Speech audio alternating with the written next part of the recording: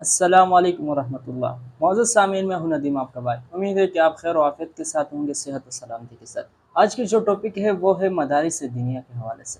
معزز سامعین، گزشتہ کل ISPR کے حوالے ISPR نے جو ناکام کوشش کی مدارس کے خلاف، اسی طرح کے بہت سارے لوگوں نے مدارس کے خلاف ناکام کوشش کیا ہے۔ اللہ رب العزت نے ہمارے آنکھوں کے سامنے ان کو ذلیل ہوتا ہوا دکھایا ہے۔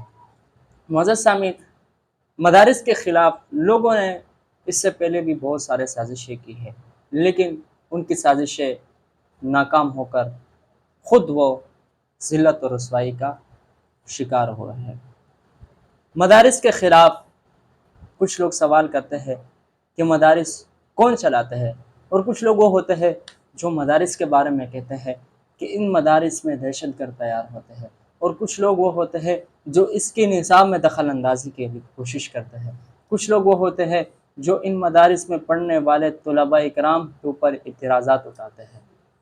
معزز سامعین، یہ سب قسم کے لوگ وہ لوگ ہیں جو اپنی فیلڈ میں خود ناکام ہو چکے ہوتے ہیں۔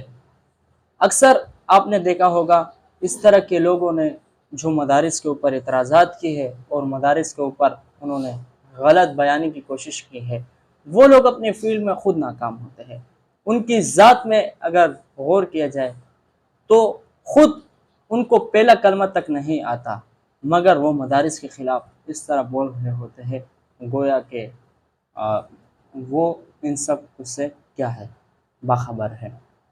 دوسری بات، اگر جو لوگ ان مدارس کے خلاف سازشیں کر رہے ہیں اور ان مدارس کے خلاف غلط بیانی دے رہے ہیں اور ان مدارس کے خلاف ناکام کوشش کرتے ہیں، تو اگر ان لوگوں کو سے پوچھا جائے تو یہ وہ لوگ ہیں جو اپنے فیلڈ میں حد سے زیادہ ناکام ہو چکے ہیں۔ آج جن لوگوں نے اعتراض کیا ہے، ان کے سکول کی حالتوں کو دیکھا جائے، 100% میں سے 20% ان کے سکول بالکل ناکام ہو چکے ہیں، ویرانیوں کا شکار ہے۔ ان کی سیاست کا حال اگر دیکھا جائے تو میرے اور آپ کی نظروں کے سامنے ہے۔ اسی طرح اگر ان کے افواج کے اداروں کا حال دیکھا جائے تو آج پورے پاکستان میں ہزاروں کی تعداد میں لوگ ان کے خلاف ڈرنے پر مجبور ہے۔ آخر کیا وجہ ہے؟ صرف مدارس ان کو کیوں نظر آتا ہے؟ سب سے پہلی بات یہ ہے کہ یہی لوگ ہیں کہ جب خود اپنے فیلڈ میں ناکام ہو جاتے ہیں اور ان کو جواب دینے کے لیے کچھ اور راستہ نہیں ہوتا تو یہ اپنی اس گندی کو مدارس کے اوپر پھینکنے کے لیے آمادہ ہو جاتے ہیں اور تیار ہو جاتے ہیں۔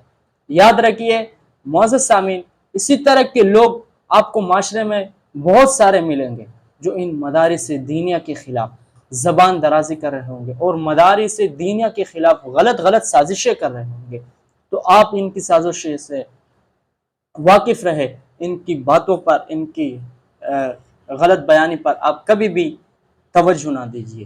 یہ وہ لوگ ہیں جو خود نہ دین کو چاہتے ہیں اور نہ دین والوں سے محبت کرتے ہیں۔ جن لوگوں نے ہمیشہ مدارس کے خلاف غلط بیانی دی ہے، وہ ان کو اپنی آنکھوں کے سامنے ذلیل ہوتا ہوا دیکھا ہے۔ تو کوشش کرے کہ ان جیسے لوگوں کی ان کی زندگی میں ذرا توجہ کر رہے اور ان کی زندگی میں ذرا آپ غور کریں، آپ کو خود نظر آئے گا آج ان کی سیاست کا، ان کی معیشت کا، ان کی تعلیم کا کیا حال ہے۔ الحمدللہ مدارس دینیہ پورے پاکستان میں ہزاروں کی تعداد میں بچوں کو وہ دینی تعلیم دیتے ہیں۔ اس دینی تعلیم دینے میں ہمارے مدارس سب سے آگے ہے۔ آج بھی ملک پاکستان کی نام کو روشن کرنے والے یہی دینی مدارس کے طلباء ہیں۔ ان دینی مدارس کے طلباء نے ملک پاکستان کے ساتھ خیرخواہی کی ہے۔ ان دینی مدارس کے علماء نے، ان دینی مدارس کے مفتیان اکرام نے، ان دینی مدارس میں پڑھنے والے ہر بچے نے اس ملک کی کامیابی اور ترقی کے لیے اپنی دل و جان قربان کر دیا ہے، مگر آج کچھ لوگ اٹھتے ہیں اور ان مدارس کے خلاف سازشیں کرنے کی کوشش کرتے۔ یہ وہ لوگ ہیں جو مدارس کے خلاف پھر امریکہ سے، یہودیوں سے اور اسی طرح جو باطل قسم کے لوگ ہیں ان سے پیسے لینے کے لیے پھر یہ سازشیں کر رہے ہوتے ہیں۔ مسلمانوں کی دلوں میں اور ذہنوں میں مدارس کے خلاف غلط بیانی کر کے ان کی نفرت کو ڈالا جاتا ہے۔ یاد رکھیے معزز سامعین، اس طرح کے لوگوں سے آپ اپنے آپ کو خود بچائے اور دوسرے لوگوں کو ان سے خبردار کریں۔ یہ اپنی زندگی میں ناکام ہو چکے ہیں اور یہ تا قیامت رسوا ہوں گے، اور انشاءاللہ یہ دینی مدارس تا قیامت شاد اور آباد رہیں گے، قائم اور دائم رہیں گے۔ الحمدللہ دینی مدارس نے خدمات میں صف اول کا کردار ادا کیا ہے، اور انشاءاللہ تا قیامت صف اول کا کردار ادا کرتے رہیں گے۔ معزز سامعین، یہ تھی آج کی گفتگو۔ میں ہوں آپ سب کا ندیم۔ ملتے ہیں اگلی ویڈیو میں۔ اللہ حافظ۔